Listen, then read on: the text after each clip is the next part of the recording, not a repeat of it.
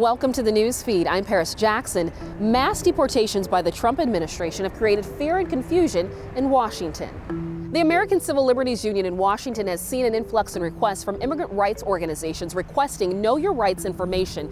Meanwhile, the Trump administration says enforcing the nation's immigration laws is important to national security and public safety. ACLU Seattle-based attorney David Montes shares what you need to know when dealing with law enforcement. Let's begin and ground our conversation with the Constitution. Who does it apply to? The Constitution applies to everyone who's in the United States. The Bill of Rights, the Fourth and Fifth Amendment say person. They don't say citizen, and so they apply to everyone who's in the United States regardless of immigration status. If a person is approached by a federal immigration officer or law enforcement, what are their rights? That really depends on the situation. Sometimes a law enforcement officer or a federal immigration officer is going to have a warrant, and that warrant will have a specific place on it. It'll have a specific person. That allows law enforcement or immigration officers to go into that place and to arrest that person. That doesn't mean that the person has to talk to them. They still have the right to remain silent.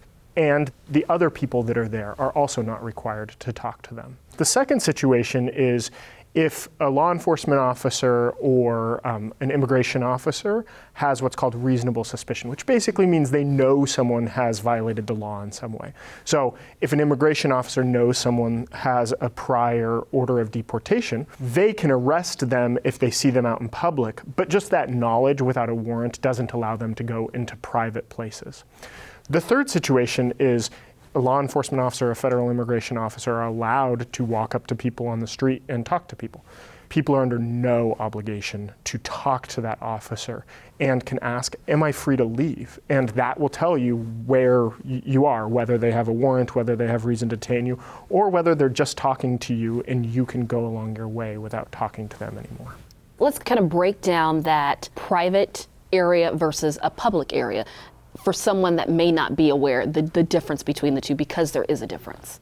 Unless a law enforcement officer or an immigration officer has a warrant, the way I would say it is the same rules apply to them as apply to anyone else. And that applies to your home, to places of work, to schools, churches, anywhere.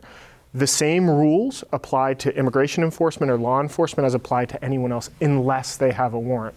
Is there anything else that you think would be relevant to what we're discussing about folks knowing their rights that you want the public to know about? The one other thing I would say is if someone sees something that doesn't feel right to them, they think a law enforcement officer or an immigration enforcement officer is violating someone's rights, you have the right to record that. Take out your cell phone, record it. You have the right to find other witnesses to that. And we really hope that people, if they see something that doesn't feel right to them, will record that and will provide that information to organizations like the ACLU, because we really do want to make sure that law enforcement and immigration enforcement are respecting these rights. To learn more, head to aclu.org. The April 22nd special election is days away. You should have already received your ballot in the mail. The Secretary of State says the special election includes measures related to critical services and infrastructure. Voters must return their ballots by 8 p.m. Election Day. You can also return your ballot by mail, in an official county drop box, or deliver it in person to a voting center. Ballots returned by mail must be postmarked by Election Day. I'm Paris Jackson. Thank you for watching the Newsfeed, your destination for nonprofit Northwest news. Go to cascadepbs.org, now to PBS NewsHour.